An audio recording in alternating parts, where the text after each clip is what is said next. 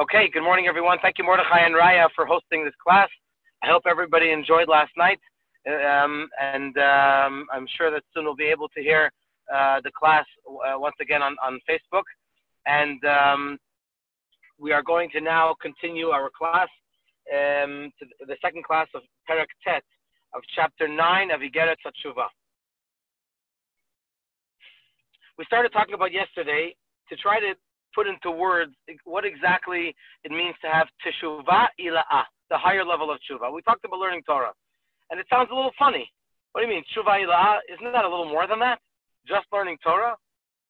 And so if we know what the learning Torah is and connecting to Hashem on a higher level, in other words, the neshama, the depth of a person, connecting to Hashem on a higher level, then hopefully we'll understand better how that's connected to the idea of Teshuva. And let's first preface by saying that in Chapter 4 in the Tanya, we talked about this in the past, although we didn't really learn Chapter 4 yet together, but this idea we talked about in the past. And that is that there are three quote-unquote garments of the soul.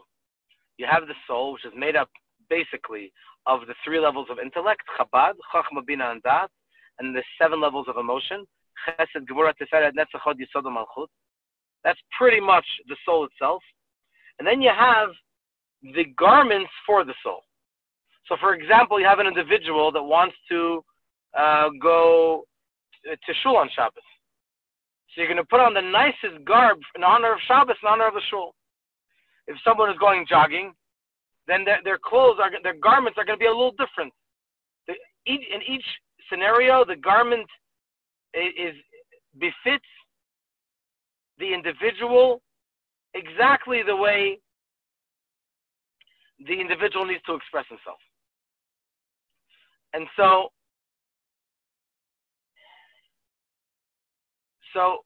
there are, what are the three garments of the soul? Machshava, that's number one, that's thought. Dibur is speech, and Maaseh is deed. So when we want to think words of Torah, we want to think about Hashem, we have to enclose our brains into the power of thought. And our thought thinks what the brain gives it to think. Then we have speech. If there are no words to enclose into the speech, then the individual won't be able to speak. And so the power of speech, the great blessing of speech that Hashem gives us the ability to be able to express to others that which we think ourselves. And similarly, when it comes to Maaseh, the third level, which is called deed, you can think all day about how important it is to give an old person a nice cup of coffee. You could even talk about it. You could explain, you can give a deep intellectual lecture on how important it is. But if you didn't get up, make the coffee, and hand it to the old person, you didn't do the mitzvah. As great as you are, as much as you talked about it and thought about it, it has to come down to Maaseh deed. And these are three major steps in the actualization of almost any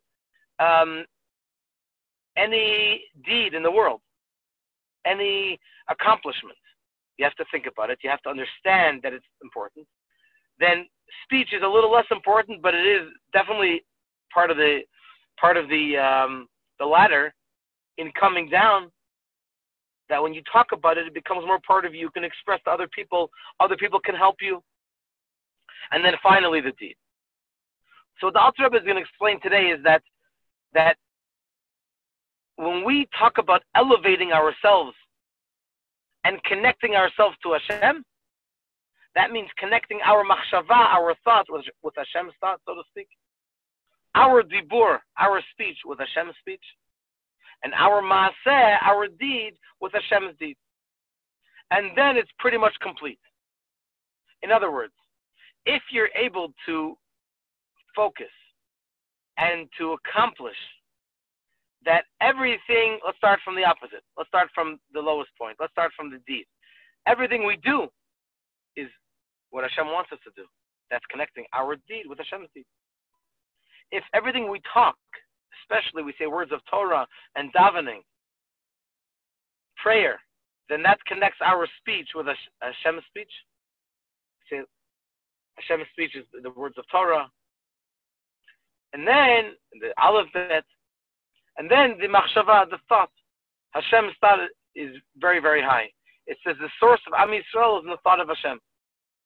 So when we have the Maaseh, Dibur, Machshava, we connect all of these three garments with Hashem, then we are elevating our whole being. That whatever we do, every fiber of our being becomes connected to Hashem.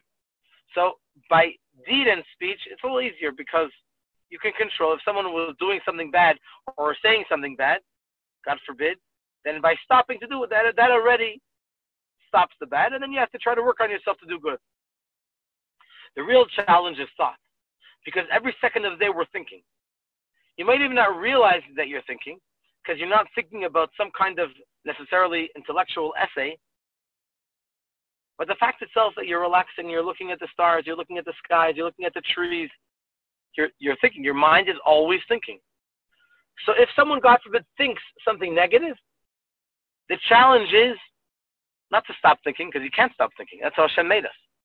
You have to switch the thought from a negative thought to a positive thought. It's challenging, but it's possible. It takes work, but it's definitely possible. So let's turn to the Tanya, page 196. And let's start from the first. We were just finishing this line yesterday. It's an abbreviation, 8 lines from the bottom. Beginning of the line, Vav Ayin Zayin, Ve'al Zeh. If you have the Tanya text in front of you, then you're welcome to read along. Ve'al Zeh Ne'amar, and on that it says, when we talk about connecting to Hashem, Uvechol Nafshecha, with all your soul. In the Shema we say you should love Hashem with all your heart, with all your soul, with all your might. Uvechol Nafshecha is all your soul. Shehem him kol chelkei hanefesh. These are all the parts of the soul. The sechel umidot, the mind and the emotion. Ulevushehem. Here's what we started talking about, and their garments. Machshava, dibur, u'maaseh, thought, speech, and deed. Ledavka kulan bo yitbarach. To connect, to cleave all of them onto Hashem. The hainu, that means hamidot. Our emotions should be connected b'midotav yitbarach, with Hashem's emotions, so to speak. Mahu rachum v'cholu. Just like Hashem is compassionate, we should be passionate. Just like Hashem is kind, we should be kind. That's called connecting to Hashem and Hashem's ways. The haseichel, and the thought, the intellect, we have to connect our intellect b'sichlo, b'chochmato yitbarach. In Hashem's intellect and His wisdom, His blessed wisdom. What does that mean? How do we connect our wisdom to Hashem? Hu iyun haTorah, that's delving oneself into the depths of the Torah. The oraita mechachma nafka, because the Zohar says that the Torah comes from chachma, from wisdom. The chena machshava, the machshavto yitbarach, also our thought should be connected with Hashem's thought. The hadibur, and our speech should be connected with Hashem's speech. What is that? What's Hashem's speech? The dvar Hashem, zu halacha, the word of Hashem. That's halacha.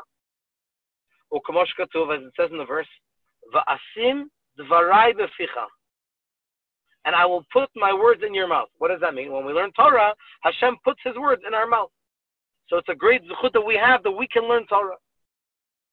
Then there's another verse, udvarai asher samte beficha, and my words which I put in your mouth.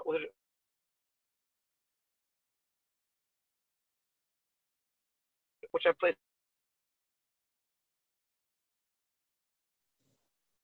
Can you still hear me? Yes, Rabbi. Great. Because now I can barely hear you, so I just want to make sure that everything is good.